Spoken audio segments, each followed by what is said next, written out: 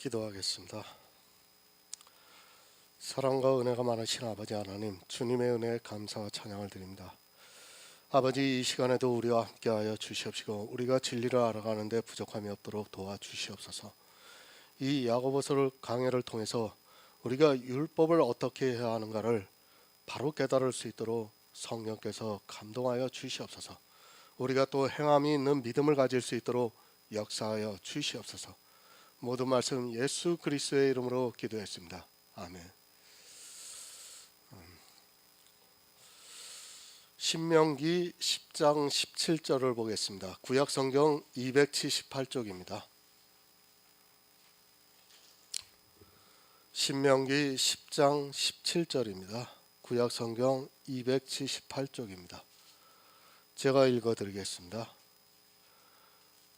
너희의 하나님 여호와는 신의 신이시며 주의 주시요 크고 능하시며 두려우신 하나님이시라. 사람을 외모로 보지 아니하시며 뇌물을 받지 아니하시고. 아멘. 하나님을 아시기 바랍니다. 모르니까 자꾸 사람을 외모로 취하고 있습니다. 저가 율법을 잘 지키느냐, 교회 안에서 신앙생활을 잘 하느냐 하는 것을 보면서 자기들끼리 칭찬을 받고 구원을 받았다고 말합니다. 그런 외모는 우리가 구원을 받는 데 있어 아무 영향을 주지 못합니다. 겉으로 드러나는 모양은 아무것도 아닙니다. 사실 우리는 마음으로 너무도 많은 죄를 지면서 살아가고 있습니다. 간음도 하고 살인도 하고 탐욕도 부리고 욕심도 부리고 또 시기도 하고 그러면서 살아가고 있습니다. 마음으로만 그렇게 하는 것이 아니라 실제 율법을 알면 내가 살인자요, 간음한 자요, 탐욕을 부리는 자라는 것을 알게 됩니다. 그러나 사람들은 율법을 모르다 보니까 자기가 어떤 죄인인가를 모르고 살아가고 있습니다. 예수 그리스도를 모릅니까? 그리고 율법을 모릅니까? 어떻게 예수를 안다고 하는 사람들이 외모로 사람을 취할 수 있겠습니까? 절대로 그렇게 못합니다. 내가 예수 그리스도로 말미암아 은혜를 입었는데, 그래서 죄인이 의인이 되었는데 어떻게 다른 사람을 외모로 취할 수 있겠습니까? 그런 사람은 내 이웃을 내 몸과 같이 사랑하지를 못하고 있는 사람입니다. 실제 보이는 율법은 아무것도 아닙니다. 실제 우리가 율법을 알면 내가 율법의 단 한 가지도 지키지 못했다는 것을 성령의 감동으로 깨닫게 됩니다. 우리는 육적으로도 그렇고 영적으로도 전부 죄덩어리라는 것을 바로 깨달아야 합니다. 그런 성도만이 자기를 알고 있기에 사람을 외모로 취하지 않을 수 있습니다. 모양은 참 잘 냅니다. 그러나 그들은 내 이웃을 내 몸과 같이 사랑하라는 것이 무엇인지조차 모르고 그저 모양만 내려 하고 있습니다. 그리고 그 모양에 사람들이 취해서 따라가고 있습니다. 그런 그들이 육적으로는 내 이웃을 사랑하는 모양을 내고 그들이 죄의 문제에 있어서만은, 아니 자기들이 지키고 있는 율법의 모양에서 있어서만은 외모로 철저하게 사람을 취하고 있습니다. 내 몸 사랑하지 않습니까? 그렇다면 내 이웃을 외모로 취할 수 없습니다. 야고보서는 율법을 지키라고 하는 것이 아니라 율법에 대해서 가르쳐주고 있습니다. 내 이웃을 내 몸과 같이 사랑하려면 먼저 율법을 버려야 합니다. 그렇지 않고는 내 이웃을 내 몸과 같이 사랑할 수 없습니다. 아니, 나부터가 나를 사랑할 수 없다는 것을 알아야 합니다. 아주 철저한 사람들이 있습니다. 율법에 대해서 너무 철저한 사람은 자기 몸조차 사랑하지 않는 사람입니다. 그렇기 때문에 자기 자신부터가 외모로 바라보고 있고 그 외모의 모양으로 율법의 기준으로 사람을 취하고 있습니다. 하지만 완전하게 지키지 못하고 있기 때문에 그 율법이 자기를 범죄자로 만들고 있다는 것을 모르고 그렇게 율법주의에 깊이 빠져들어가고 있습니다. 하나님이 외모로 취하시지 않습니다. 그럼 나 역시도 사람을 외모로 취해서는 안 됩니다. 하지만 이스라엘은 너무도 철저한 율법주의에 빠져 사람을 외모로 취했습니다. 안식일을 지키냐 안 지키냐, 또 저가 죄인이냐, 율법을 잘 지키는 의인이냐 하는 외모로 사람을 취하다가 결국은 율법대로 진노를 받게 되었습니다. 스스로 범죄자가 되어버리고 말았습니다. 율법 폐하여졌습니다.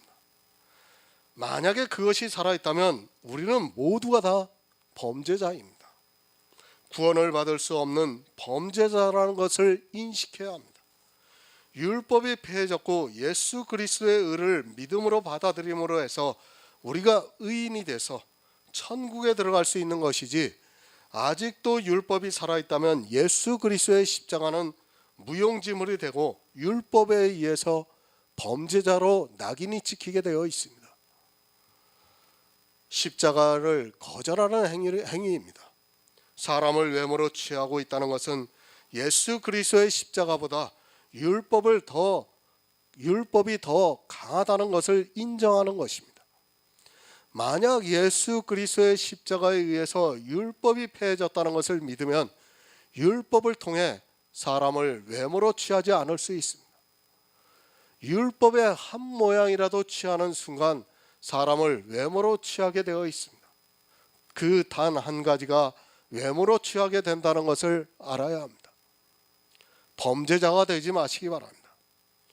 율법을 안 지키는 것이 범죄자가 아닙니다.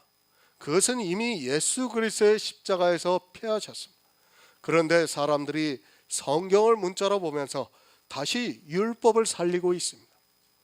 율법이 죽었으면 범죄자가 되지 않을 수 있는데 율법을 다시 살리다 보니까 그 율법이 나를 범죄자로 만들고 있다는 말씀입니다. 이것은 예수 그리스도의 십자가를 거절하는 영적인 죄입니다. 야고보서 2장 10절을 보겠습니다. 신약성경 372쪽입니다. 야고보서 2장 10절입니다.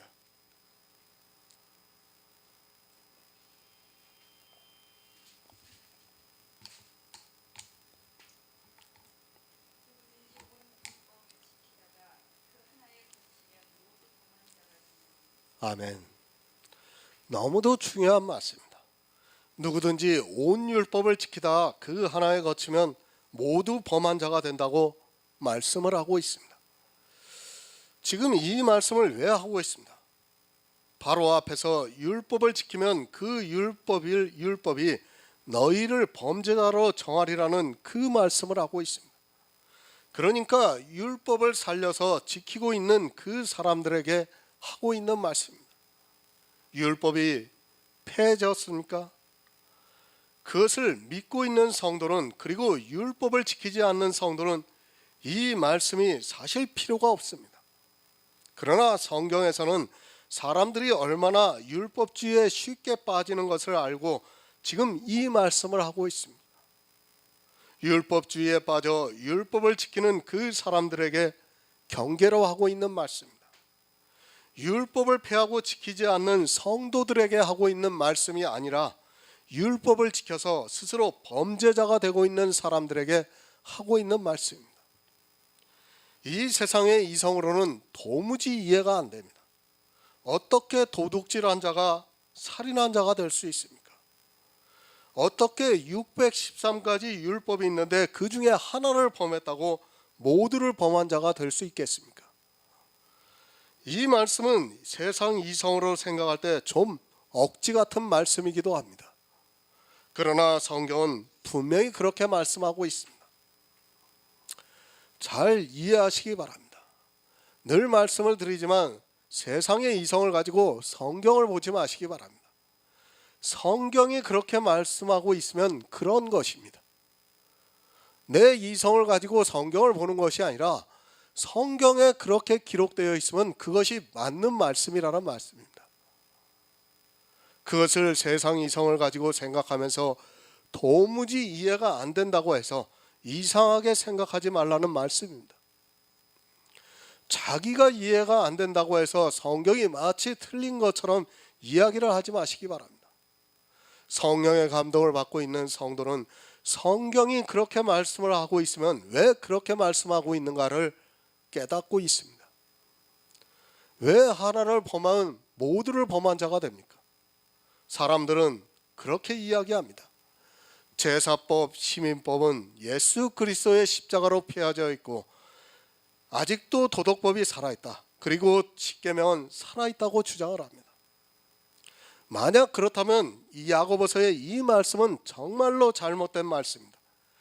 야고보가 성경을 잘못 기록했거나 아니면 야고보서는 성경에 있어서는 안 되는 루터의 말과 같이 지푸라기 복음입니다. 모두 범한 자가 됩니다. 율법을 613가지로 따로 생각하는 사람들이 너무 많이 있습니다. 그러다 보니까 오해를 하고 있습니다. 율법이라는 것을 먼저 이해를 해야 합니다. 율법은 첫 언약입니다. 이 첫 언약은 생명과 연결이 되어 있습니다. 그냥 시민법, 제사법, 도덕법 이렇게 나눌 수 있는 것이 아니라 생명과 연결이 되어 있다는 것을 알아야 합니다. 로마서 10장 5절을 보겠습니다. 신약성경 253쪽입니다.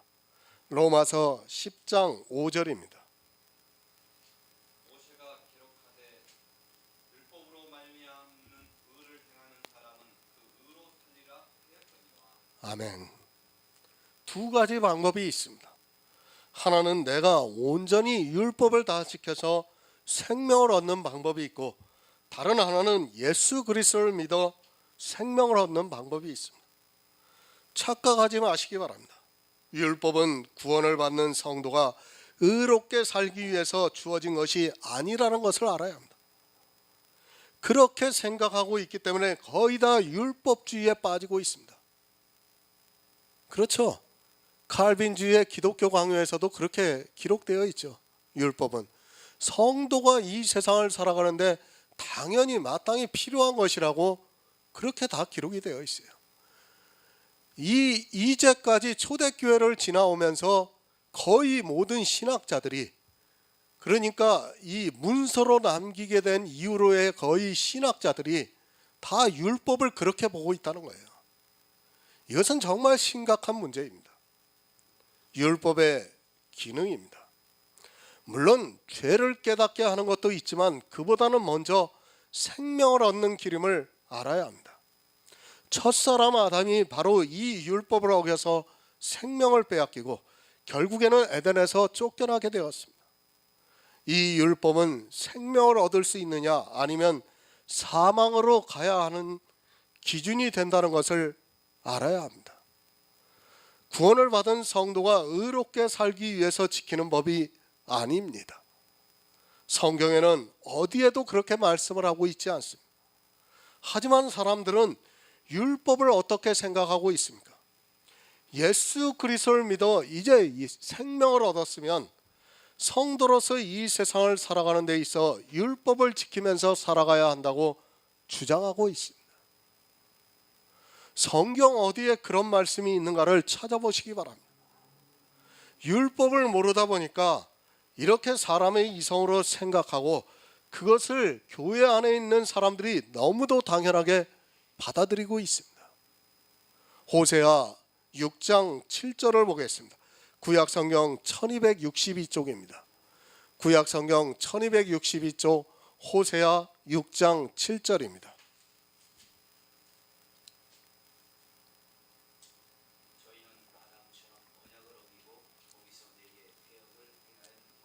아멘.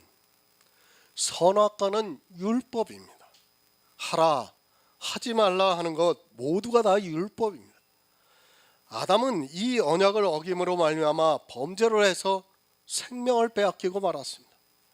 만약 아담이 선악과를 따먹지 않았다면 아담은 에덴에서 영원히 축복을 누리면서 왕노릇하면서 살았을 것이 분명합니다. 그러나 죄를 지었습니다. 그래서 하나님의 말씀대로 정령 죽으리라는 그 말씀대로 결국 아담은 죽게 되었습니다. 바로 이것이 율법입니다. 율법은 다 지키면 살고 못 지키면 죽는 것입니다. 예수 그리스도께서 이 세상에 오시지 않았다면 우리 인생들은 다 율법에 의해서 사망을 당하게 되어 있습니다. 오해하지 마시기 바랍니다. 조금 잘 지키고 못 지키고 하는 그런 문제의 것이 아닙니다. 또 어느 것은 지키고 어느 것은 안 지키고 하는 문제의 것이 아니라는 말씀입니다. 율법은 생명을 얻느냐 못 얻느냐 하는 문제입니다. 모든 율법을 항상 다 지키면 그 의로 살 수 있는 것이 율법입니다. 그런데 어떻게 되었습니까? 다 죽게 되었습니다. 이제는 누구도 누가 살 수 있느냐 하는 문제에서 벗어났습니다. 죄를 알지도 못하고 한 번도 죄를 안 져본 아담이 생명을 빼앗김으로 말미암아 이제는 모든 사람이 다 사망에 이르게 되었습니다. 죄를 한 번도 안 져본 아담도 실패를 했는데 누가 이 율법을 다 지켜서 생명을 얻을 수 있겠습니까? 그래서 예수 그리스도께서 오셨습니다. 또 다른 방법으로 생명을 주시기 위해서 예수 그리스도께서 오신 것입니다. 율법으로는 어느 누구도 생명을 얻을 수 없기 때문에 예수 그리스도께서 오셔서 생명을 주는 방법을 다시 제시해 주셨습니다. 그래서 로마서에서 율법은 죄를 깨닫게 함이라고 말씀을 하고 있습니다. 자기가 죄인이라는 것을 인정해야 예수 그리스도의 십자가를 받아들일 수 있기 때문에 죄를 깨닫게 하기 위해서 율법을 주셨다고 말씀을 하고 있습니다. 그러나 근본은 생명입니다. 죽느냐 사느냐 하는 문제입니다. 율법을 처음 아담에게 주셨을 때 아담이 죽느냐 사느냐 하는 문제였습니다. 그러나 아담은 그 율법을 어기고 결국에는 죽고 말았습니다. 왜 생명에 대한 문제를 말씀드리냐면 율법의 기능을 바로 알아야 하기 때문입니다. 율법은 유기체입니다. 지키면 생명을 얻고 못 지키면 생명을 잃는 것입니다. 생명이라는 것을 알아야 합니다. 생명은 조금 살고 많이 살고 할 수 있는 것이 아니라 죽으면 다 죽고 살면 다 사는 것입니다. 다리는 살고 팔은 죽고 머리는 살고 몸통은 죽고 할 수 있는 것이 아니라는 것을 알아야 합니다. 살면 다 살고 죽으면 다 죽는 것이 생명입니다. 바로 이것이 율법입니다. 이 율법의 기능을 모르다 보니까 사람들이 율법주의에 빠져 들어가고 있습니다. 만약 율법의 기능에 대해서 정확하게 알고 있다면 절대로 율법을 지키려고 하지 않을 것입니다. 하지만 사람들은 율법을 너무 모르고 종교의 미혹이 되어서 성경에도 없는 말을 하면서 성도로서 이 세상을 살아가기 위해서 율법을 주셨다고 미혹을 하고 있습니다. 율법의 기능을 아시겠습니까? 그래도 도덕법이 살아있다고 주장을 하겠습니까? 십계명이 살아있다고 정신나간 소리를 하겠습니까? 그 말은 머리는 살고 몸통은 죽었다고 주장하는 것과 조금도 다르지 않습니다. 팔은 살아있는데 그래서 움직이고 있는데 다리는 썩어 들어가고 있다는 것과 같은 말입니다. 과연 그것이 가능하다고 생각을 합니까? 율법 613가지는 생명입니다. 그 중에 단 하나라도 살아서는 안 되고 또 그 중에 315가지는 살리고 하나는 죽이고 할 수 있는 것이 절대로 아니라는 말씀입니다. 죽으면 다 죽고 살면 다 살아야 합니다. 내 머리가 살아있는데 내 몸이 죽었다고 말할 수 있습니까? 그렇게 말한다면 그는 정말로 정신이 나간 사람입니다. 사망이라는 진단이 내려지면 모든 것이 다 죽은 것입니다. 그런데 이상한 주장을 합니다. 머리는 살아있고 몸은 죽었다고 말을 하고 있고 그것을 아주 당연하게 받아들이고 있습니다. 생명이라는 것을 모르기 때문에 그렇게 주장을 하고 있고 사람들은 이 율법의 기능을 모르다 보니까 사단에게 미혹이 되어서 진노의 포도주를 마시고 있습니다. 말도 안 되는 이야기 하지 마시기 바랍니다. 왜 온 율법을 지키다가 그 하나에 거치면 모두를 범한 자가 되느냐면 바로 생명이기 때문입니다. 머리가 죽으면 모두 다 죽기 때문입니다. 어느 한 부분이 죽으면 모두가 죽는 것입니다. 심장이 죽었는데 머리가 살았다고 말할 수 있습니까? 하나를 범해도 사망에 이르는 것이 바로 율법입니다. 그런데 어느 율법은 살아있고 어느 율법은 죽었다고 주장하는 것이 얼마나 어리석은 생각인가를 알아야 합니다. 어리석음에서 벗어나시기 바랍니다. 내가 하나를 지키면 모든 율법이 살아난다는 것을 알아야 합니다. 온 율법을 지키다 하나에 거치면 모두를 범한 자라는 말씀은 내가 하나를 지키면 모두를 지켜야 하는 의무를 가지게 된다는 것을 말씀을 하고 있습니다. 생명이 있기 때문에 어느 한 가지를 떼어놓고 이야기를 해서는 안 되고, 그렇게 했다가는 결국 율법에 의해서 진노를 받게 됩니다. 하나를 거치면 모두를 범한 자입니다. 그 이유는 바로 613가지 율법이 마치 우리 몸의 신체의 각 기관과 같기 때문이라는 말씀입니다. 물론 손가락이 없어도 살 수 있습니다. 그것은 잘라졌을 때의 말씀입니다. 그러나 붙어있는 상태에서 손가락이 죽으면 결국엔 모두가 다 죽게 된다는 것을 알아야 합니다. 율법을 생명으로 보아야지, 그렇지 않고 단순하게 의롭게 사느냐 하는 문제로 보아서는 주님이 오실 때 반드시 진노를 받게 되어 있습니다. 갈라디아서 3장 10절을 보겠습니다. 신약성경 305쪽입니다. 신약성경 305쪽 갈라디아서 3장 10절입니다.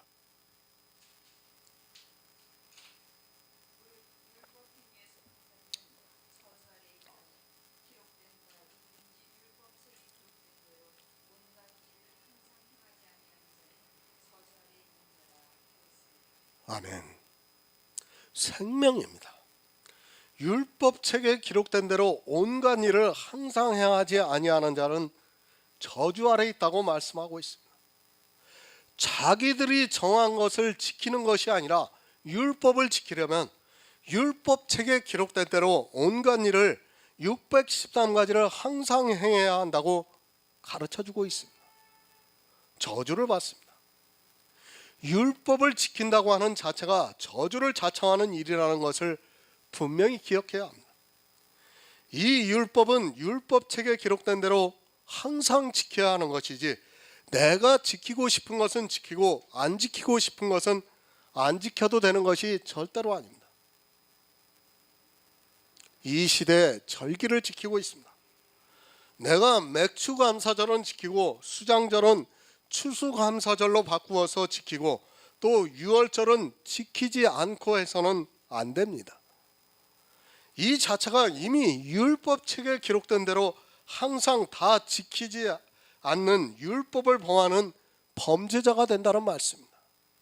지키려면 율법책에 기록된 대로 항상 다 지키라는 말씀. 그렇게 하지 않으면 저주를 받는다는 말씀. 그렇게 하고 있습니까? 만약 그렇게 할 자신이 없다면 율법을 폐해야 합니다. 시민법과 제사법만 폐하는 것이 아니라 도덕법까지 다 폐해야 합니다. 십계명도 다 폐해야 합니다. 만약 그렇지 않다면 여러분은 저주를 자청하는 자가 되고 결국에는 진노를 받게 되어 있습니다. 제사법이 폐해졌다고 주장하는 그들이 왜 맥추감사절은 지키고 또 수장절이라 하면서 추수감사절을 지키고 있습니까? 자기들 말로 제사법이 폐해졌다고 하면서 그것을 지키는 것은 도무지 이해가 안 되는 일입니다. 율법 우습게 생각하지 마시기 바랍니다. 그것이 진노를 가져오고 있다는 것을 모르고 가만히 들어온 이단들에 의해서 율법이 성행을 하고 있습니다. 성경은 한 번도 우리 이방인들에게 율법을 지키라고 강요한 적이 없습니다. 어디에 이방인들에게 율법을 지키라고 기록이 되어 있습니까? 자기들이 이스라엘로 착각을 하고 율법을 지키려고 하고 있습니다. 율법은 이스라엘과 하나님 사이에 언약을 한 것이지 이방인과는 아무 상관이 없는 언약입니다. 율법이 성경에 기록되어 있는 것은 율법에 가입을 해서 죄를 더하게 하기 위해서입니다. 우리 이방인들이 율법을 그렇게 보아야 한다는 말씀입니다. 하지만 이방인이 자기가 누구인지도 모르고 율법을 지키면서 스스로 진노를 자청하고 있습니다. 자신이 있으면 지키시기 바랍니다. 만약 지키지도 못하면서 율법의 한 모양이라도 취하고 있다면 그것은 진노를 받는 길입니다. 어느 한 가지를 내가 정해서 지킬 수 있는 성질의 것이 아니고 지키려면 다 지켜야 한다는 것을 분명히 깨달아야 합니다. 율법이 아니고도 얼마든지 의롭고 선하게 살아갈 수 있는데 왜 그렇게 율법의 목을 매느냐면 바로 율법주의자들의 이익을 차리기 위해서입니다. 누구를 위해서입니까? 솔직히 율법을 지키는 것은 바로 교회를 위해서입니다. 하나님을 위해서라고 하지 마시기 바랍니다. 율법의 모든 것을 다 이루시기 위해서 그리고 그 의를 주시기 위해서 예수 그리스도를 이 세상에 보내주셨습니다. 그러나 하나님께서 우리에게 또 율법을 강요로 하시겠습니까? 율법을 만약 우리가 지켜야 한다면 예수 그리스도께서는 이 세상에 오실 필요가 없습니다. 율법은 생명입니다. 그것을 항상 다 지키면 생명을 얻을 수 있고 만약에 그 하나라도 거치면 진노를 받게 되어 있습니다. 만약 생명이 아니라면 지금 교회에서 하는 것과 같이 자기들이 지킬 수 있는 것은 정해서 지키고 지키지 못하는 것은 안 지켜도 됩니다. 그러나 율법은 613가지 전체가 생명의 유기체이기 때문에 어느 한 가지라도 떼어놓고 생각해서는 안 됩니다. 예수 그리스도가 있습니다. 그런데 그 머리를 따로 떼어놓고 생각할 수 있습니까? 예수 그리스도 하면 예수님께서 이 세상에 오셔서 하신 모든 구속이 다 포함이 되는 것입니다. 어느 것은 받아들이고 어느 것은 안 받아들이고 할 수 있는 것이 아니라 예수 그리스도 전체를 다 받아들여야 합니다. 율법 떼어놓지 마시기 바랍니다. 율법을 폐기하라고 했다고 해서 율법 전체를 아예 쳐다보지도 말라고 말씀을 드리는 것이 아닙니다.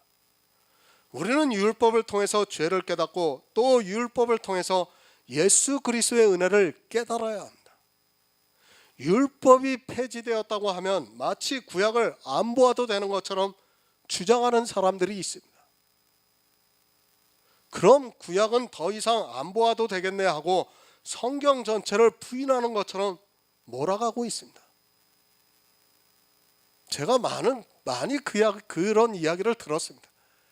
율법이 폐지되었다고 그러면 사람들은 먼저 그 얘기를 합니다. 그러면 우리가 그 모세오경에 기록된 율법을 굳이 볼 필요가 없지 않느냐, 그것은 성경도 아니지 않느냐, 그렇게 주장하는 사람들이 있습니다. 율법 보아야 합니다. 율법에 대해서 우리는 아주 자세하게 알아야 합니다. 그래야 예수 그리스도가 더욱 선명하게 보이기 때문입니다. 율법이 폐지되었다고 해서 구약에 기록된 율법에 대한 내용을 전혀 보지 말라고 드리는 말씀이 절대 아닙니다.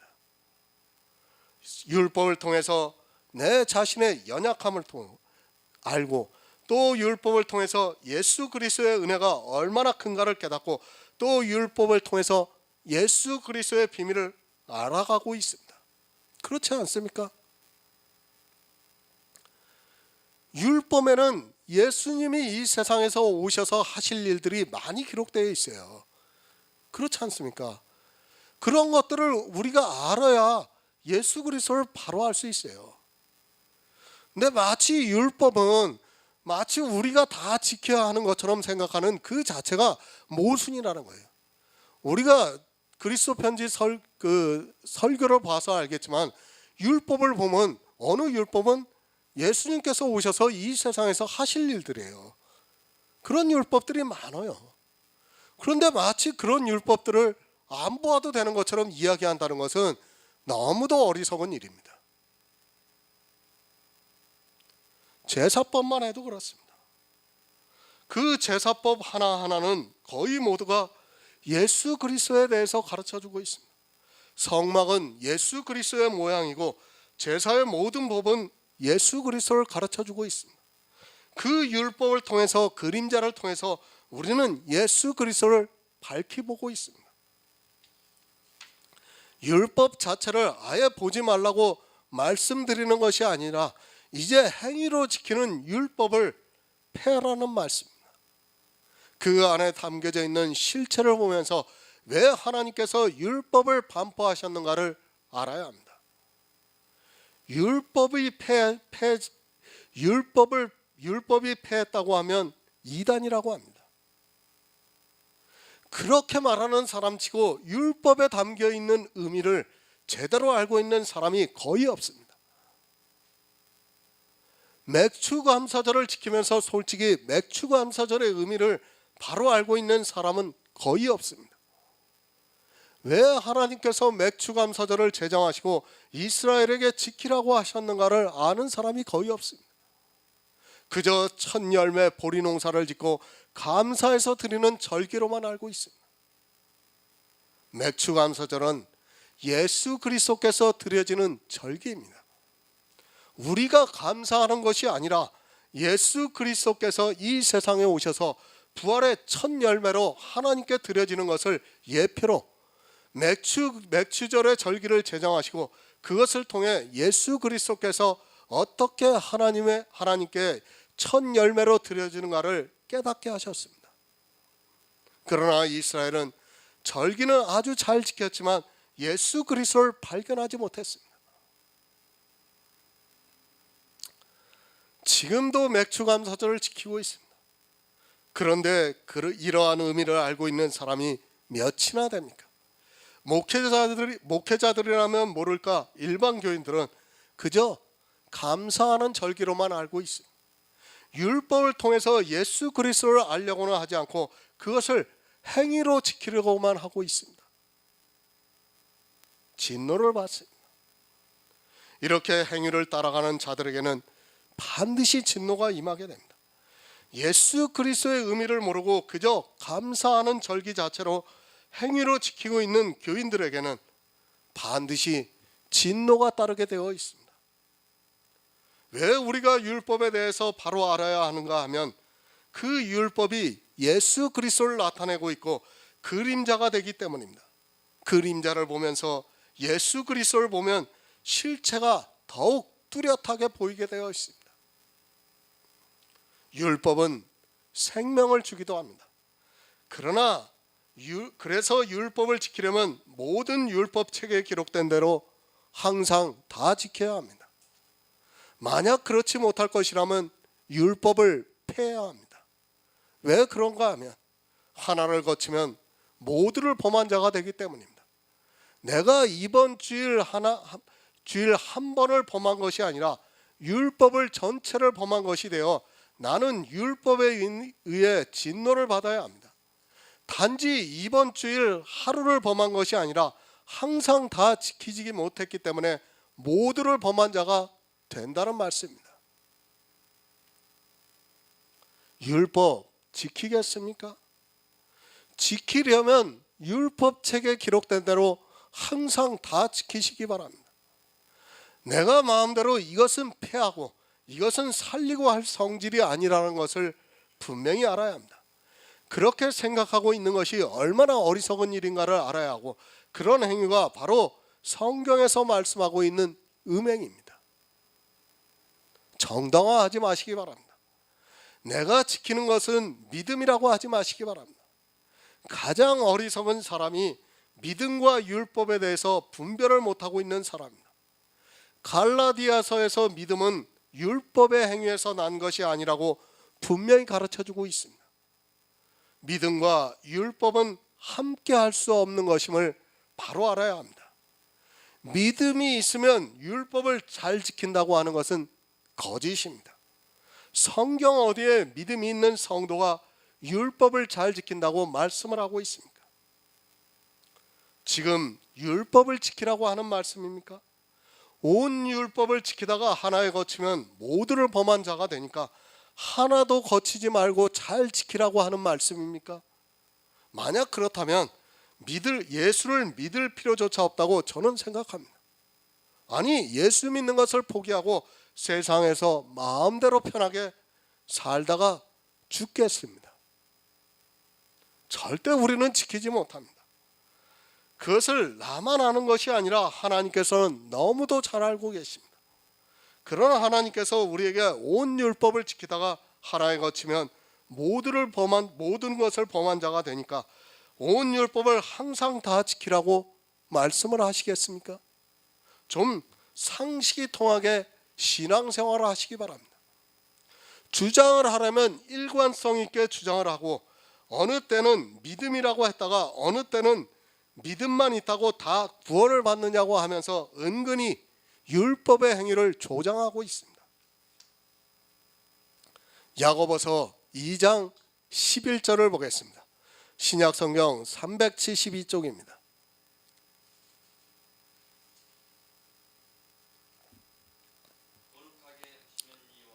야고보서 2장 11절이요.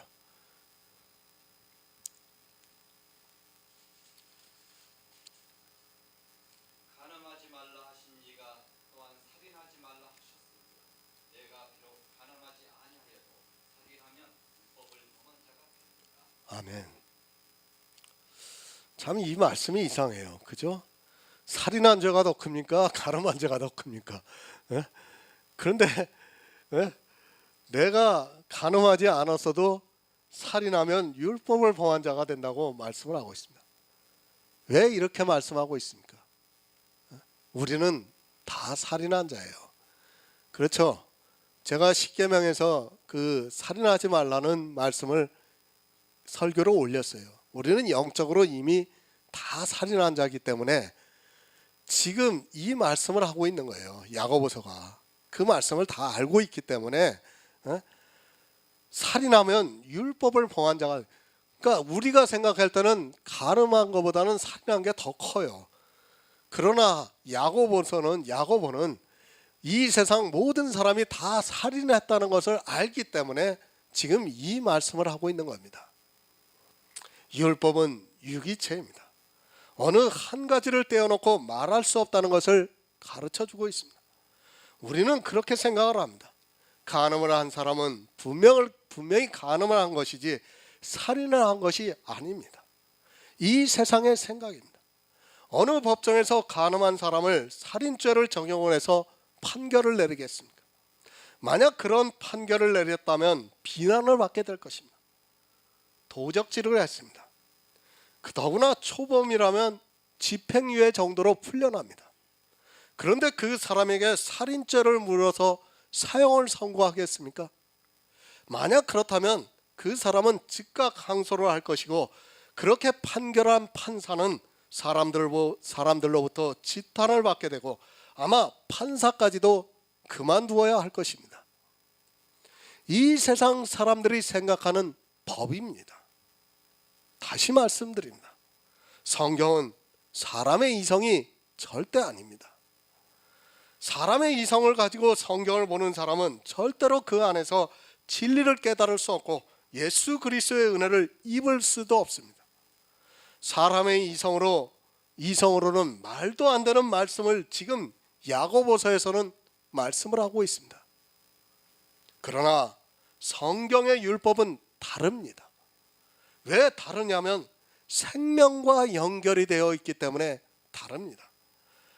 단 하나만 범해도 죄인이 되고, 그렇게 되면 율법은 생명을 요구하게 되어 있습니다. 그렇기 때문에 간음한 자가 살인을 한 자가 되고 마는 것입니다. 내가 비록 다른 죄를 안 지었을지라도 율법을 범한 자가 되어 결국에는 율법의 진노를 받게 된다는 말씀입니다. 율법을 범한 자가 됩니다. 율법은 우리에게 완전함을 요구하지 사정을 보아주고 정상을 참작하는 것이 절대로 아닙니다. 이 세상 법은 정상을 참작해요. 그러나 성경에 기록된 율법은 그렇지 않다는 것을 여러분이 알아야 됩니다. 그래서 그 하나라도 범하면 율법에 의해서 진노를 받게 되어 있습니다. 내가 간음을 했습니다. 그럼 간음을 한 자가 아니라 율법을 어긴 자가 된다는 말씀입니다. 세상 이성으로는 간음을 했으면 그 죄의 대가만 받으면 되는데, 또 도적질을 했으면 그 죄에 대한 대가만 받으면 되는데, 그것이 아니라 율법을 범한 자가 된다는 말씀입니다. 도적질하지 말라. 도적질을 한 죄의 대가를 받는다면 좋겠습니다. 그러나 그것이 아니라 율법을 어긴 자가 된다는 말씀입니다. 교회 안에 있는 거의 모든 사람이 십계명이 살아있다고 주장하고 있습니다. 그런 영향이 바로 안식일 교회에서 나온 책들을 보고 받은 것이라 생각을 하고 있습니다. 물론 칼빈도 그렇게 주장을 했어요. 십계명에 무엇이 있습니까? 출애굽기 20장 12절을 보겠습니다. 이거 제가 안 써놨네요. 페이지 수를. 출애굽기 20장 12절입니다. 창세기 출애굽기입니다. 구약성경.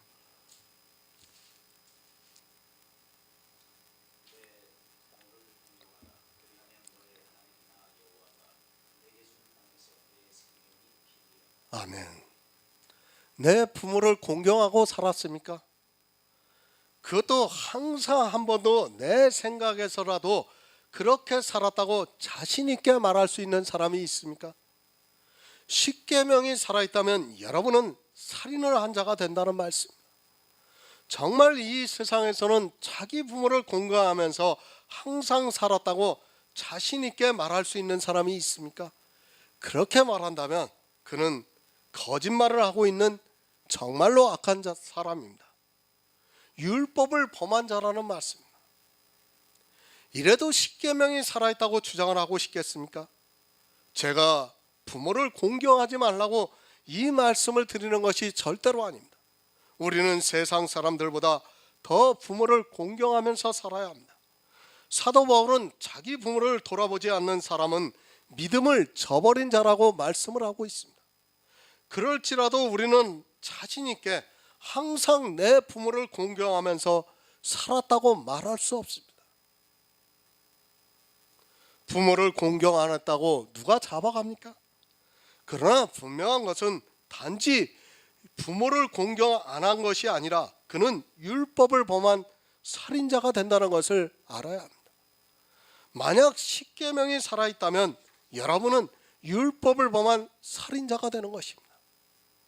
이래도 십계명이 살아있다고 큰 소리를 내고 십계명이 폐지되었다고 하면 마치 방종주의처럼 몰아가겠습니까?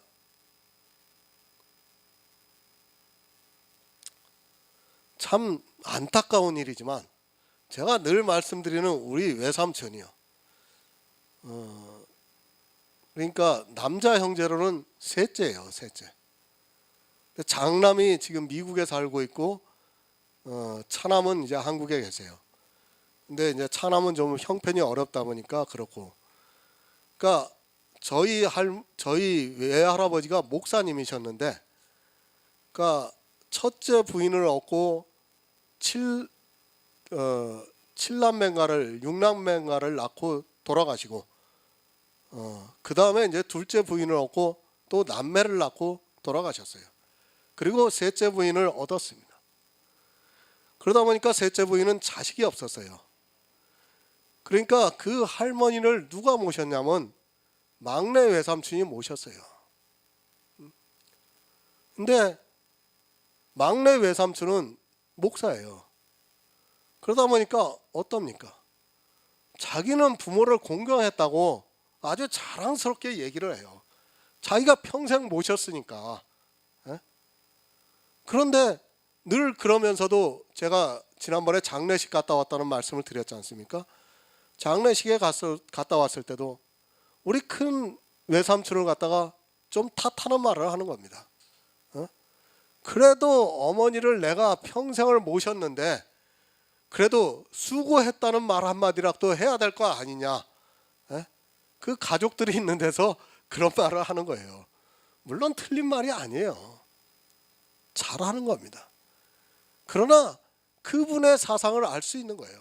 얼마나 율법주의에 빠져 있으면 자기가 그러면서 살아갔다는 것을 주장하고 싶은 거예요. 주장하고 싶은. 결국은 그게 무엇입니까? 다 내 의입니다. 의.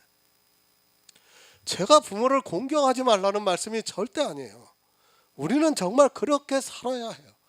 그렇게 살았다 할지라도 그것을 내세워서는 안 됩니다. 내가 부모를 공경했다고 말해서는 절대로 안 됩니다. 우리는 율법을 바로 알면 우리는 그렇게 말할 수가 없어요. 그런데 율법을 모르기 때문에 그렇게 말을 할 수 있는 겁니다. 폐지되었습니다. 우리는 십계명이 아니라도 이 세상에서 부모를 어떻게 공경을 해야 하는가를 아주 잘 알고 있습니다. 계명을 모르는 이 세상 사람들은 다 부모를 공경 안 하고 살아가고 있습니까? 오히려 세상 사람들 중에는 기독교인들보다 더 부모를 극진히 공경하면서 살아가고 있는 사람들이 더 많이 있습니다. 그들이 십계명을 지키고 있는 것입니까? 이미 성경에 기록된 문자 그대로의 도덕법은 이 세상 법에 다 들어가 있고 또 사회 규범에 속해 있습니다. 굳이 율법이 아니더라도 우리는 십계명에 있는 도덕법은 아주 잘 지키면서 살아가고 있다는 것을 알아야 합니다. 계명을 범한 자가 되어서 진노를 받고 싶으면 마음대로 하시기 바랍니다. 로마서 4장 15절을 보겠습니다. 신약성경 244쪽입니다. 신약성경 244쪽 로마서 4장 15절입니다.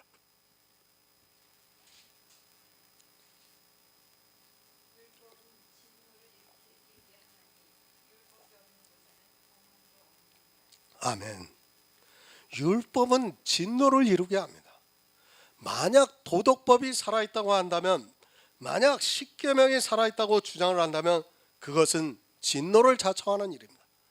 내가 부모를 공경하지 못했는데 그럼 율법을 범한 자가 되고 그 율법은 나를 살인자로 몰아 진노를 받게 하고 있다는 말씀입니다. 교회 안에서 겁도 없이 큰 소리를 내고 있는 사람들이 있습니다. 자기가 하고 있는 말이 어떤 결과를 가져온다는 것을 모르고 함부로 떠들고 있습니다. 화를 냅니다.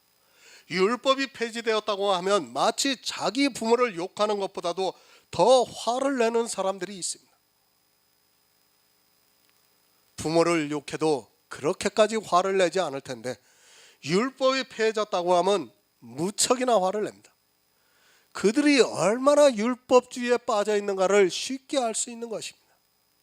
그것이 어떤 결과를 가져온다는 것을 모르고 있습니다. 십계명이 살아있다고 주장하는 것은, 그리고 그 십계명을 지키겠다고 하는 것은 진노를 자청하는 일입니다.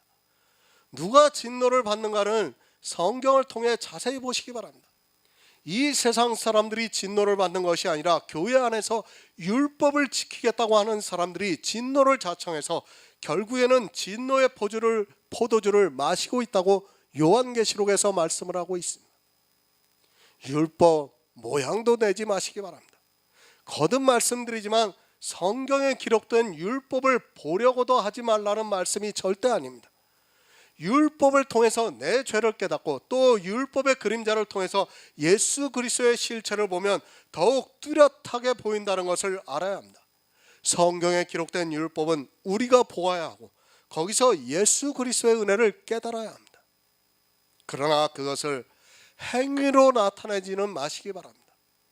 지켜도 되고 안 되고 하는 그런 아니라는 생각이 진노를 받게 됩니다. 하나님을 위해 하는 일이라고 생각하는 그것이 진노를 부르고 있습니다. 율법이라는 것은 교회 안에서 삼가 지키는 모든 것이 다 포함이 됩니다. 강제성이 없더라도 삼가 지키는 것이 있다면 여러분은 율법을 지키는 자가 되고 율법을 범한 자가 되어서 살인한 자의 형벌을 받게 된다는 말씀입니다. 하나님을 위해서입니까?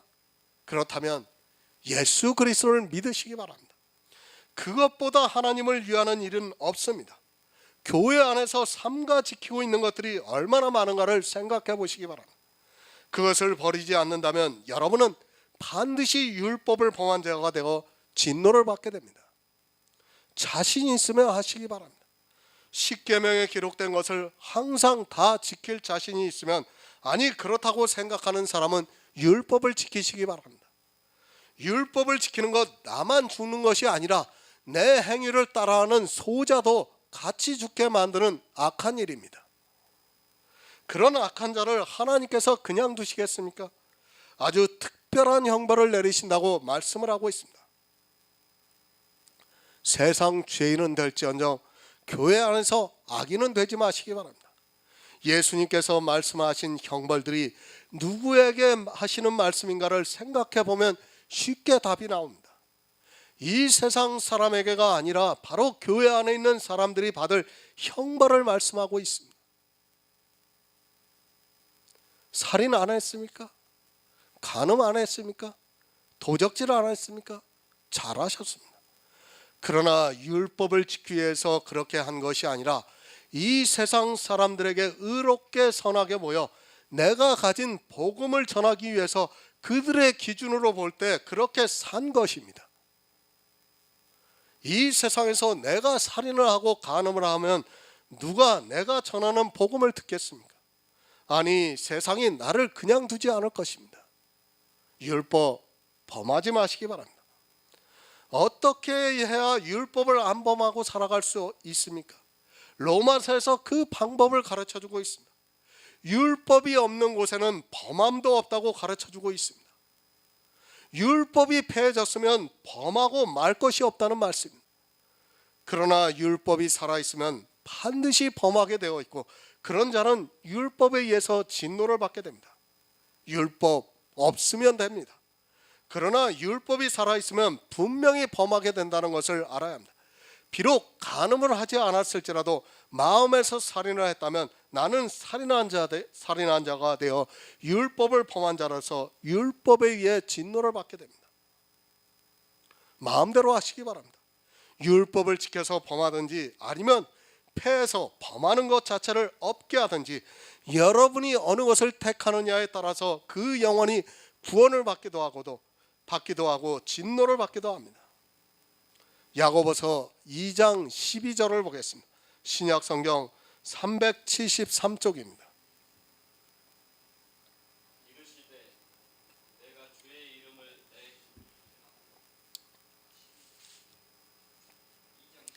내 야고보서 2장 12절입니다.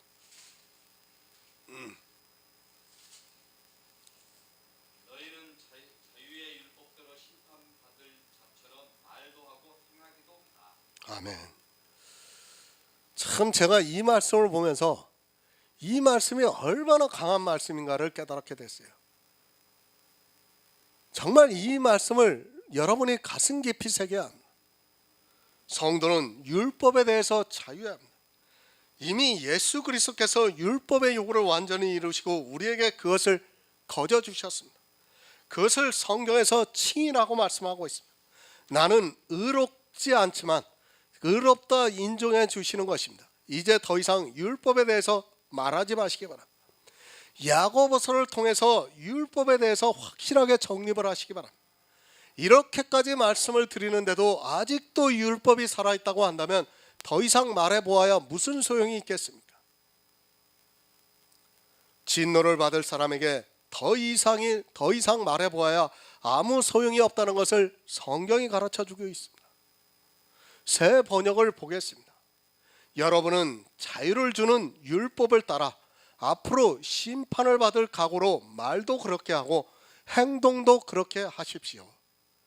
조금 더 쉽게 번역이 되어 있죠. 그죠? 자유하시기 바랍니다.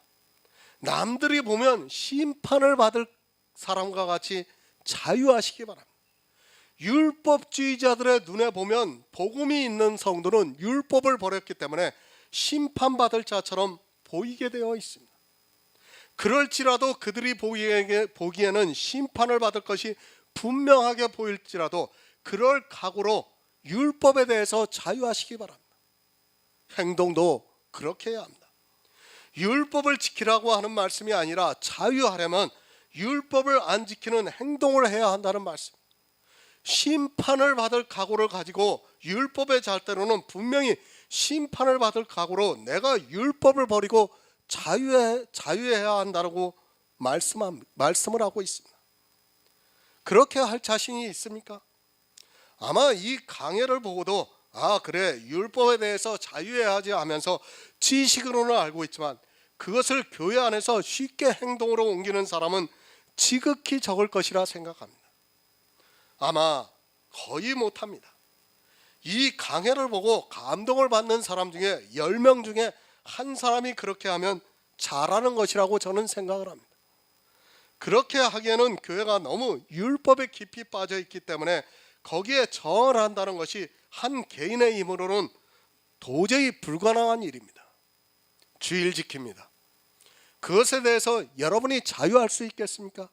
11조에 대해서 여러분이 교회 안에서 자유할 수 있겠습니까? 이 강해를 보고 설령 깨달았다 해도 그것을 행동으로 옮기는 것은 쉽지가 않습니다. 율법주의자들에 의해 수도 없는 정죄의 심판을 받을 것입니다. 목사인 저도, 복음이 든든히 서 있는 저도 그렇게 하기가 쉽지가 않습니다. 하물며 일반 교인들이 이 말씀에 성령의 감동을 준다 해도 그것을 행동으로 옮기기는 정말 어렵다는 것을 알아요. 그래서 이제 행함이 있는 믿음을 말씀하고 있습니다. 얼마나 어렵다는 것을 알고 있기 때문에 야고보서 2장에서 행함이 있는 믿음은, 행함이 없는 믿음은 죽은 믿음이라고 말씀을 하고 있습니다. 그 말씀에 대해서는 다시 말씀을 나누기로 하고 지금은 자유하는 율법에 대해서 심판을 받을 각오로 그렇게 말도 하고 행동도 하라고 지금 말씀을 하고 있습니다. 율법 안 지킬 수 있습니까? 지금 이 말씀은 그것을 우리에게 요구하고 있습니다.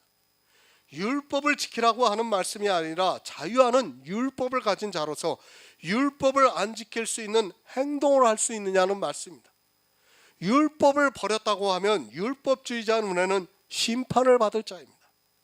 율법주의자들은 분명히 여러분에게 율법을 안 지키면 심판을 받을 자라고 말한다는 말씀입니다. 그 말을 듣고도 심판받을 자처럼 율법을 안 지킬 수 있느냐고 말씀을 하고 있습니다. 이 강해를 보기가 겁이 날 사람도 있을 것입니다. 차라리 처음부터 안 보았다면 좋았다고 생각하는 사람도 있을 것이라 생각을 합니다.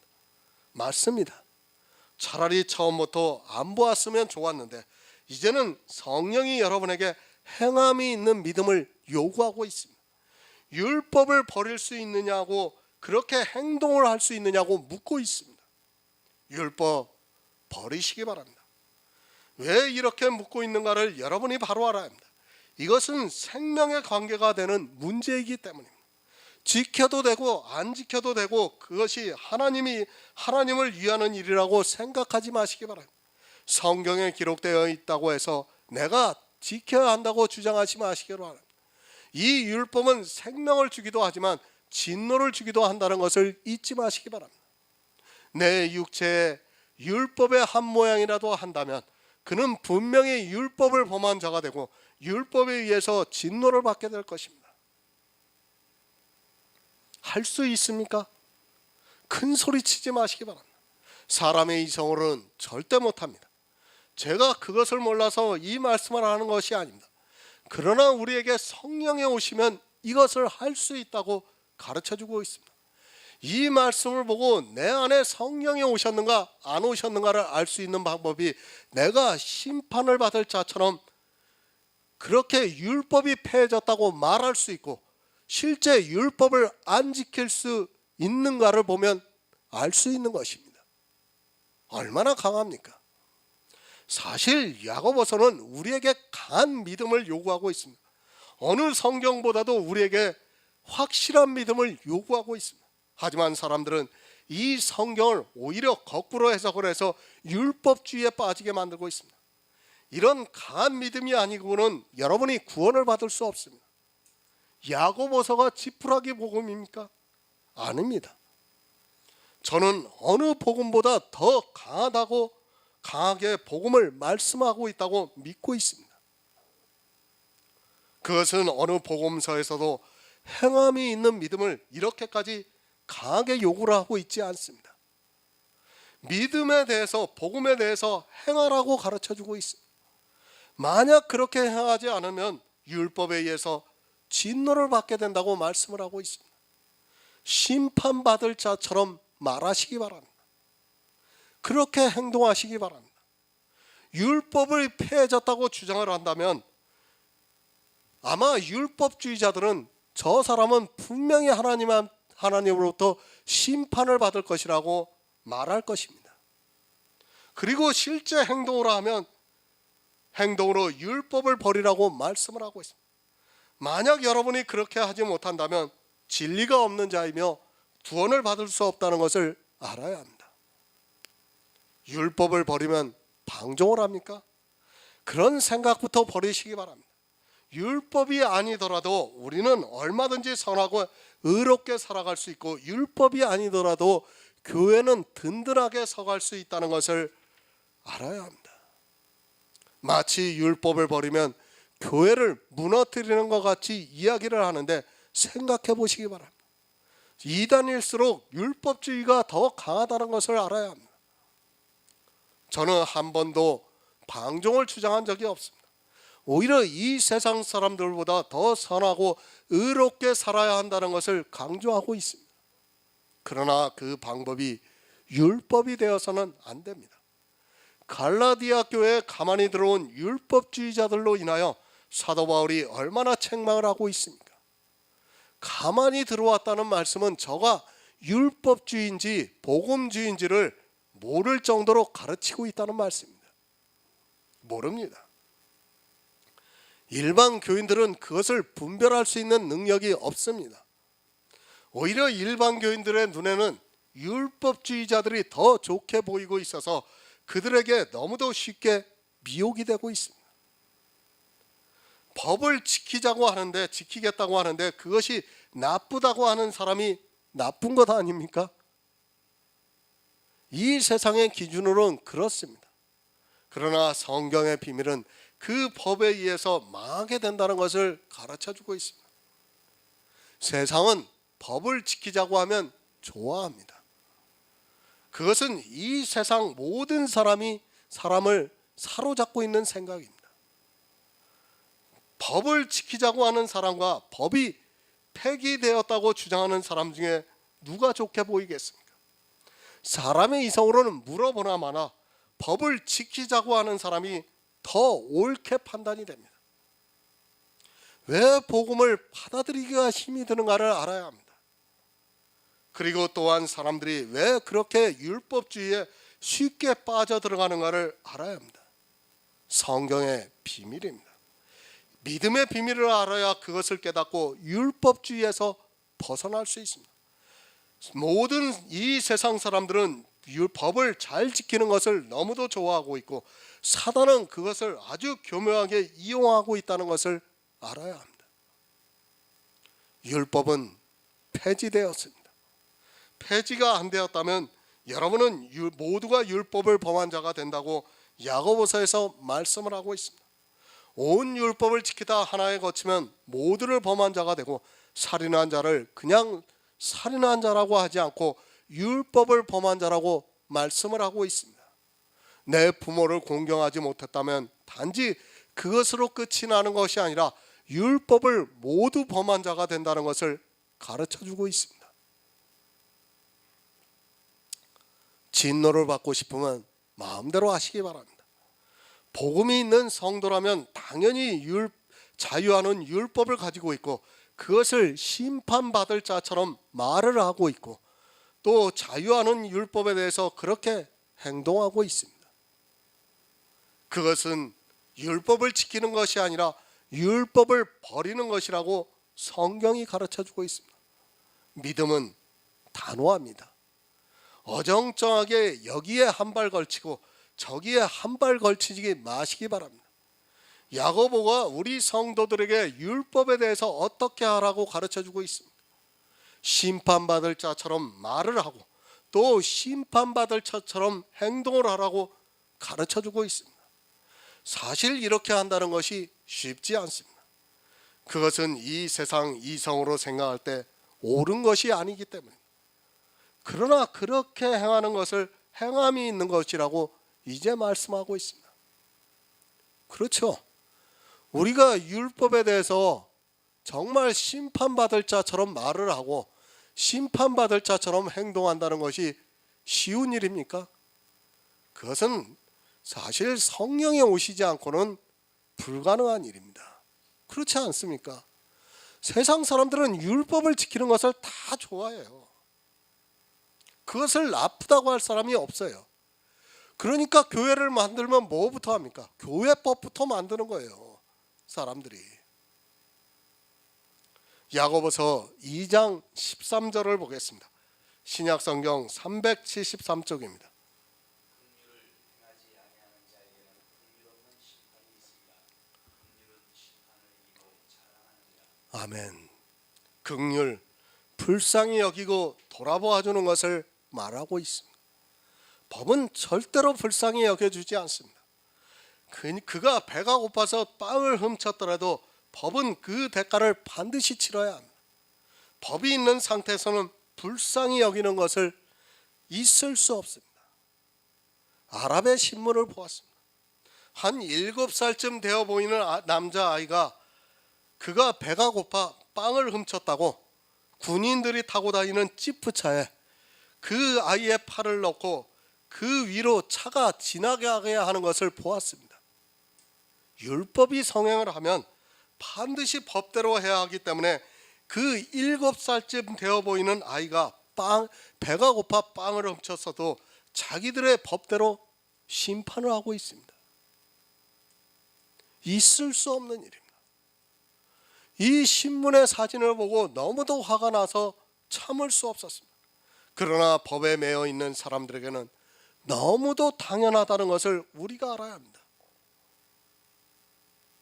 내가 교회 안에서 지키고 있는 단 한 가지의 율법이 나를 그렇게 만들고 있다는 것을 분명히 깨달아야 합니다. 지금은 우리가 교회법이 강하지 않기 때문에 그렇지만 저 아랍을 보시기 바랍니다. 그들은 교회법이 강하기 때문에 어떻게 합니까? 심지어는 기독교인과 결혼을 했다고 해서 집안에서 그 여자를 죽여요. 그 명예살인 아닙니까? 명예살. 우리라고 그러지 말할 법이 있습니까? 지금은 우리나라가 세상법이 강하기 때문에 그렇게 하지 않지, 만약 교회가 교회법이 강하다면 우리도 중동과 똑같이 다를 거 하나도 없다는 것을 여러분이 알아야 됩니다. 안 그럴 것 같습니까? 교회법이 강하면? 중세시대에 왜 그랬다고 생각합니까? 교회들이 교회법이 나라법보다 강했기 때문에 교회에서 마음대로 그렇게 종교 재판을 행했던 것입니다. 지금도 마찬가지예요. 아니라고 그런 말을 하지 마시기 바랍니다. 단지 세상법이 강하기 때문에 그렇게 못하고 있을 뿐이지, 만약 교회법이 강하면 우리나라 역시 똑같이 한다는 것을 여러분이 깨달아야 합니다. 율법이 있는 곳에는 긍휼이 있을 수 없습니다. 법은 반드시 법에 따라 처벌을 하게 되어 있고 그 누구도 예외가 될 수 없다는 것을 알아야 합니다. 그가 어떤 사정이 있는가 하는 것은 전혀 고려가 되지 않고 오직 법에 의해서 반드시 응징을 하게 되어 있습니다. 내가 지키고 있는 단 한 가지의 법이 또 나를 그렇게 공격을 한다는 것을 잊어서는 안 됩니다. 마태복음 5장 7절을 보겠습니다. 신약성경 5쪽입니다.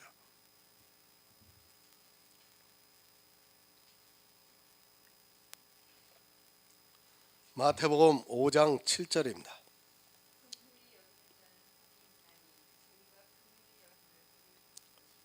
아멘. 긍휼히 여기는 자는 복이 있나니 저희가 긍휼히 여김을 받을 것이라고 말씀을 하고 있습니다.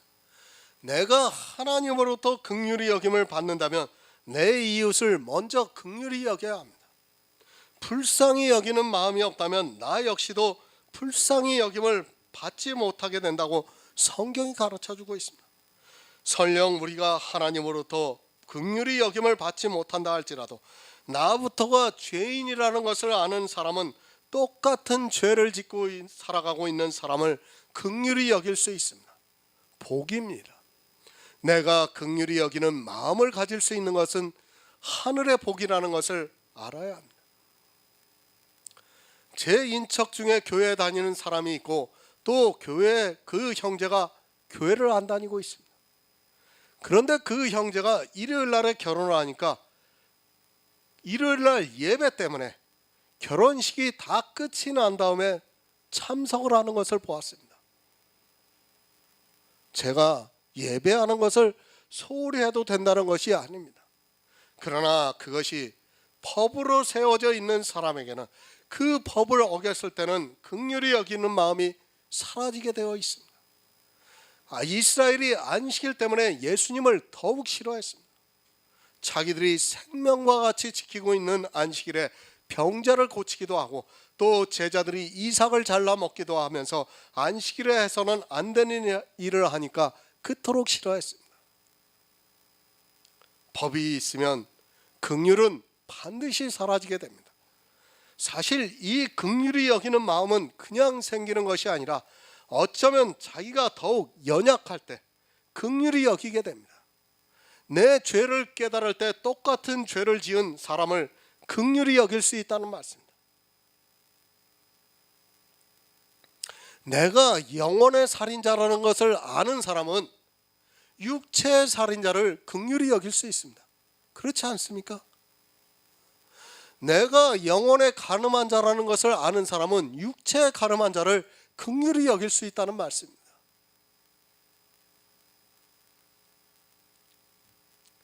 그냥 생기는 것이 아닙니다.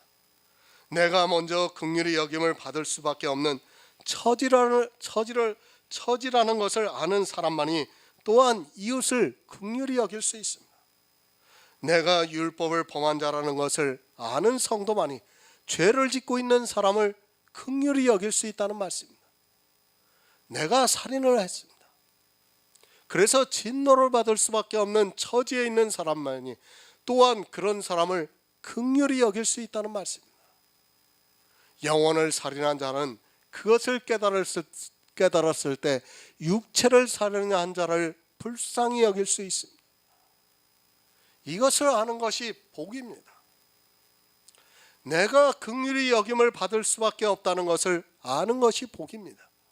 그런데 율법을 지키고 있으면 절대로 자기가 지키고 있는 율법으로 인하여 그것을 깨닫지 못하게 되어 있습니다. 그래도 나는 법을 지키고 있고 저 사람은 아예 법을 안 지키고 있으니까 마치 자기는 법을 잘 지키고 있는 자처럼 생각을 하고 있다는 말씀입니다. 율법은 사람들로 하여금 그렇게 진리를 찾는 이성을 마비시켜버리고 있습니다. 내 복입니다. 예수님께서도 복이 있다고 말씀을 하고 있습니다. 내가 긍휼히 여기는 마음이 있다는 것을 내가 율법을 범해서 진노를 받게 된다는 것을 아는 사람이라는 사실입니다. 그렇게 율법에 의해서 진노를 받을 수밖에 없는 내가 예수 그리스도의 은혜로 생명을 얻었습니다.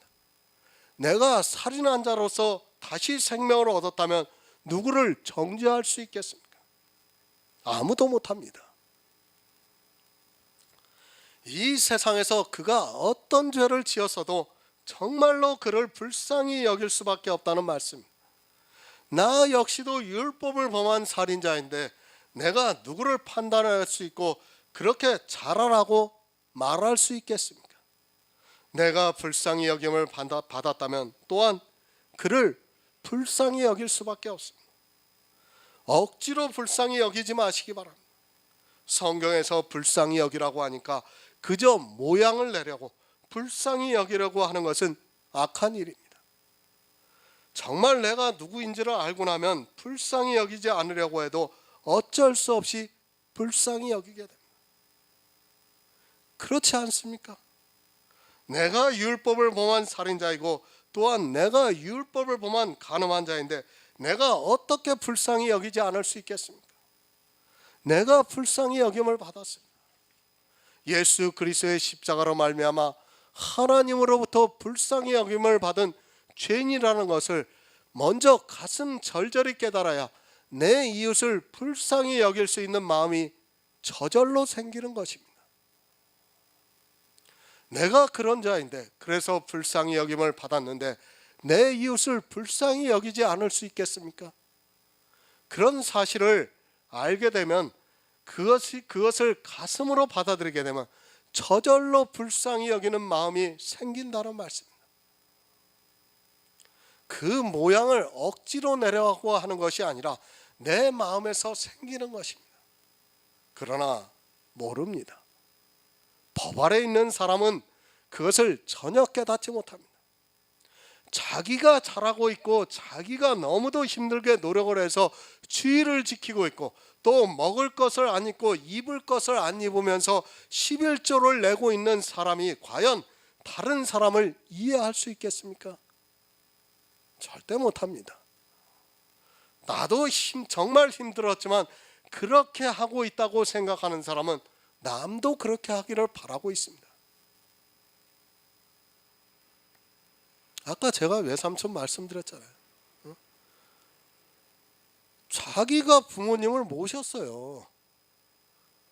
그러면 형이라는 사람이 당연히 고맙다는 말이라도 한번 전화를 해서 해줘야 되는데 미국에 있다고 아무 말도 안 하니까 그거 좀 너무하지 않느냐고 말하는 거예요. 왜 그런 말이 나옵니까? 내가 율법을 잘 지킨다고 생각하기 때문에 그렇게 말하는 겁니다. 내가 정말 부모를 공경하지 않았다고 생각하면 절대로 그런 말을 할 수 없어요. 그렇지 않습니까? 그러나 어떻습니까? 내가 부모를 평생 동안 공경하면서 살았다고 생각하기 때문에 그런 말이 저절로 나오는 겁니다. 시편 6편 2절을 보겠습니다. 구약성경 807쪽입니다. 구약성경 807쪽 시편 6편 2절입니다. 여호와여 내가 수척하였사오니 내게 은혜를 베푸소서. 여호와여 나의 뼈 같은 영혼이 나를 붙이소서. 아멘. 다윗의 시입니다. 참으로 가슴 절절한 고백입니다. 얼마나 자기 자신에 대해서 잘 알고 있으면 내가 수척했다고 고백을 하겠습니까? 다윗은 자기가 율법을 범한 자라는 것을 너무도 잘 알고 있습니다. 왜 이런 고백이 나올 수밖에 없는가를 알아야 합니다. 다윗은 우리아의 아내 밧세바와 간음을 했습니다. 그것도 모자라서 그녀가 아이를 가졌을 때 전쟁 중에 있는 우리아를 불러다가 숨기려 했지만 그것도 안 되니까 우리아를 전쟁에서 죽게 만들었습니다. 그는 정말로 살인한 자이고 간음한 자입니다. 그를 통해 어떻게 긍휼히 여김을 받는가를 가르쳐주고 있습니다. 그것은 실제 우리 다윗의 육체의 일이지만 영적으로 우리가 다 살인한 자고 간음한 자라는 것을 가르쳐주는 말씀입니다. 우리는 실제 다윗과 같이는 하지 않았습니다. 그러나 우리 역시 율법을 범한 자라는 것을 알아야 합니다. 나 역시도 율법을 범한 자이기 때문에 다윗과 같은 심정으로 하나님께 긍휼을 구해야 한다는 것을 가르쳐주고 있습니다. 얼마나 자기 자신을 불쌍히 보고 있으면 내 뼈가 떨린다고 말을 하겠습니까?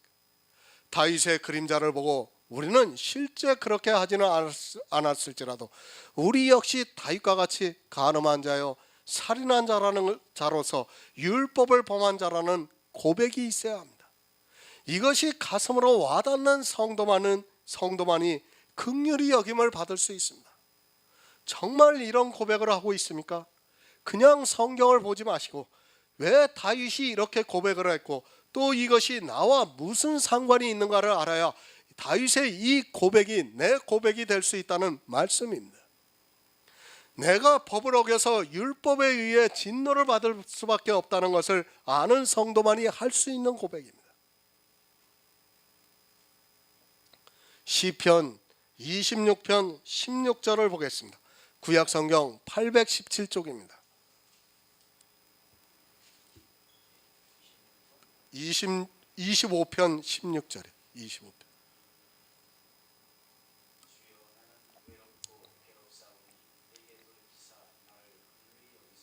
아멘. 다윗이 외로운 사람입니까?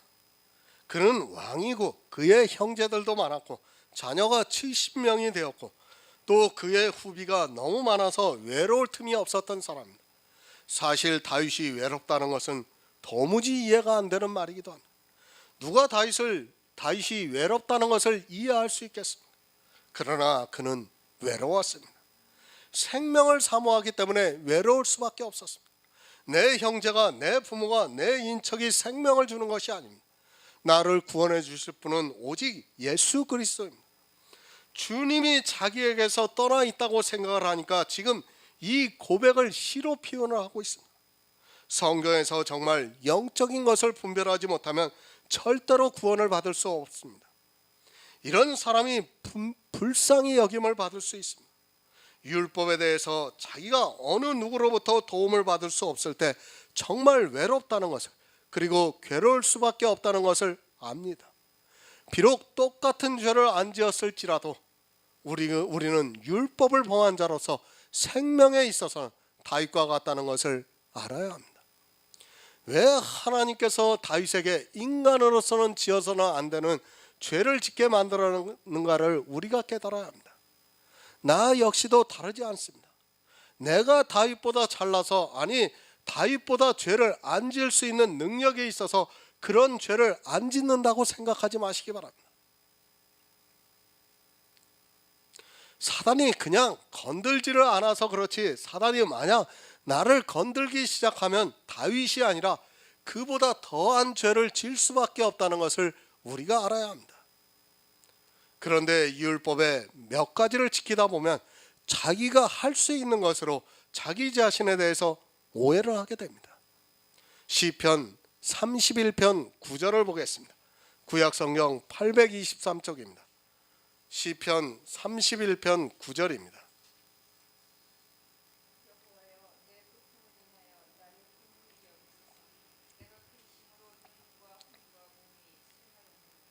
아멘. 다윗은 시편을 통해 긍휼을 구하고 있습니다. 그가 인생으로서 할 수 있는 모든 언어를 사용하면서 긍휼을 구하고 있는 것을 볼 수 있습니다. 다윗은 자기가 율법을 범한 자로서 진노를 받을 수밖에 없는 인생이라는 것을 너무도 절절히 알고 있기 때문에 내가 근심으로 눈과 혼과 몸이 쇠하였다고 고백을 하고 있습니다. 왜 이런 고백을 합니까? 영의 생명을 구하기 위해서입니다. 성경은 모든 말씀이 다 우리 안에 탄생이 되는 생명에 초점이 맞춰져 있습니다. 그러나 사람은 성경을 보고도 생명에 대해서 생각하지 않고 있습니다. 아니 자기가 생명을 얻었다고 착각하면서 살아가고 있습니다. 영의 일입니다. 늘 말씀을 드리지만 성경은 영의 일입니다.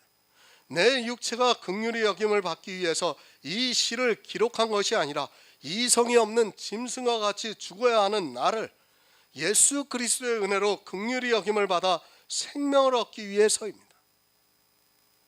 하나님께서는 이 시대도 이렇게 생명을 주시고자 하는 마음을 감동해 주시면서 주님께 긍휼히 여김을 받게 역사를 하고 있습니다. 긍휼히 여기는 자는 복이 있습니다. 긍휼을 행하지 아니하는 자에게는 긍휼이 없는 심판이 있다고 분명히 말씀을 하고 있습니다.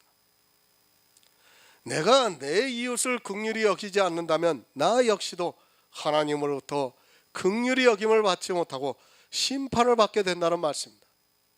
만약 긍휼히 여김을 받지 못하고 심판을 받게 된다면 그것은 재앙입니다. 마태복음 18장 23에서 24절을 보겠습니다. 신약성경 31쪽입니다. 마태복음 18장 23에서 24절입니다.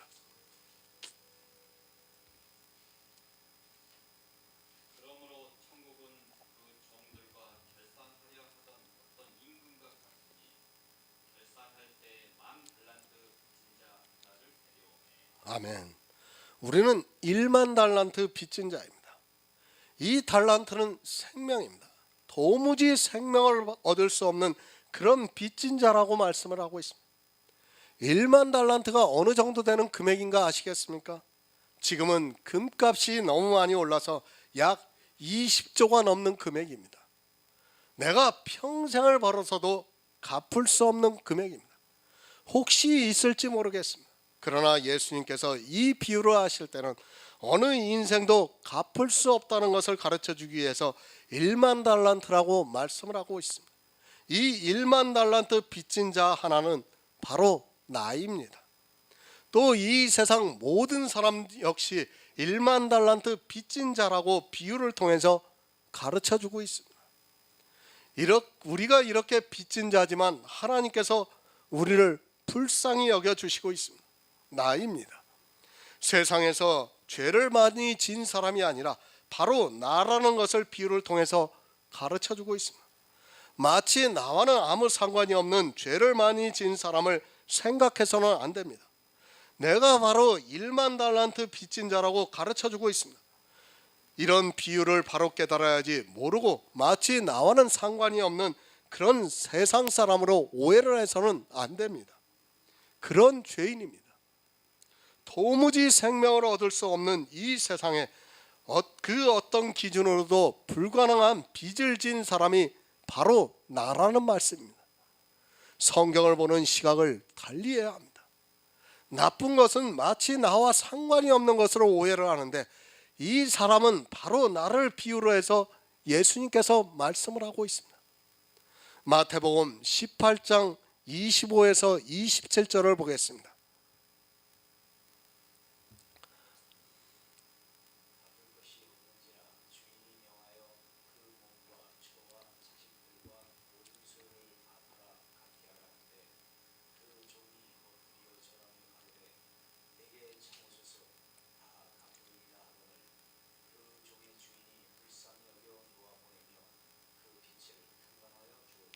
아멘.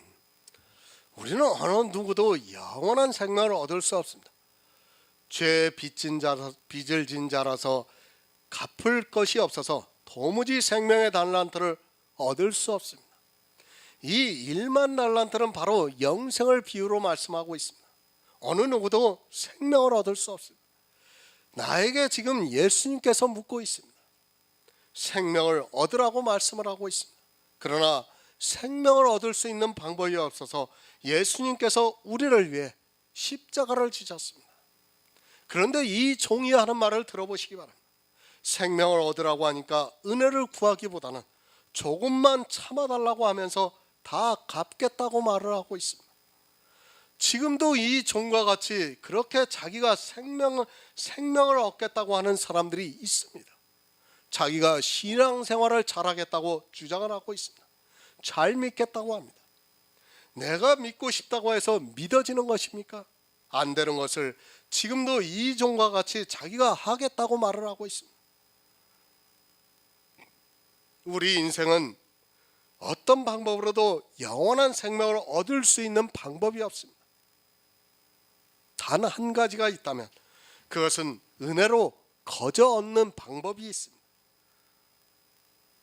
그것을 모르고 이 종과 같이 자기가 얻겠다고 주장을 하고 있습니다. 은혜로 받으려 하지 않고 자기가 잘해서 천국에 가겠다고 말하고 있습니다. 하나님은 모든 인생을 불쌍히 여겨주셨습니다. 불쌍히 여겨주셨기 때문에 그들이 구하든 구하지 않든 예수 그리스도를 보내주셔서 십자가를 지게 하셨습니다. 그러므로 말미암아 이 세상 모든 사람에게 생명을 얻을 수 있는 기회가 제공이 되었습니다. 나와는 전혀 상관이 없이 하나님께서 그것을 이루셨습니다. 우리 인생들을 불쌍히 여기셔서 예수 그리스도께서 십자가를 지셨다는 말씀입니다. 마태복음 18장 28에서 30절을 보겠습니다. 신약성경 31쪽입니다.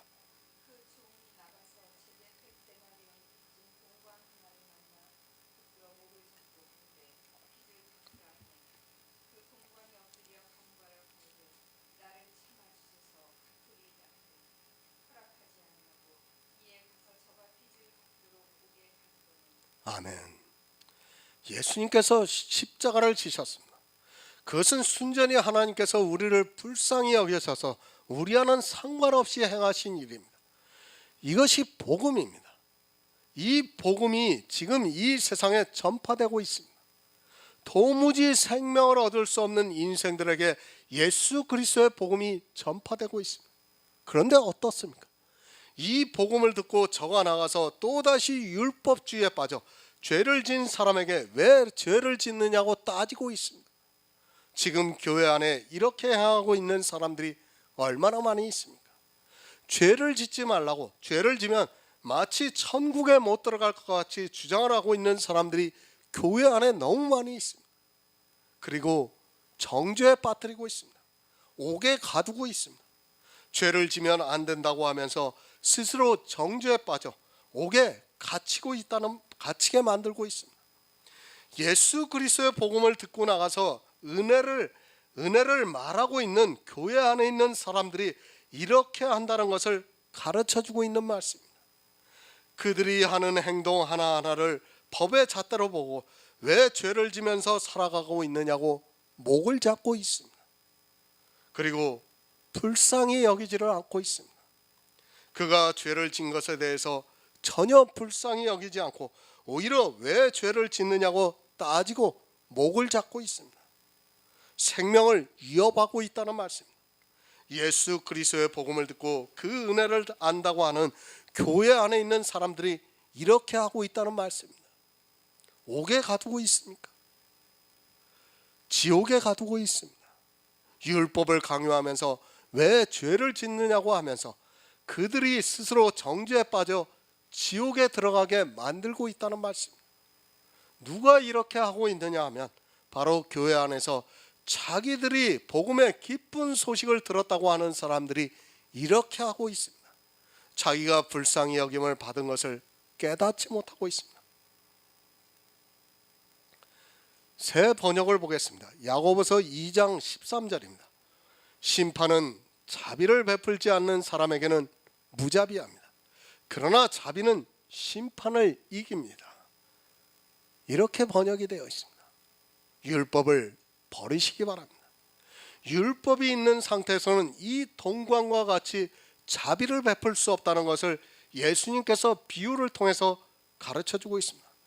율법의 빚을 따지고 있는 사람은 절대로 자비를 베풀 수 없습니다.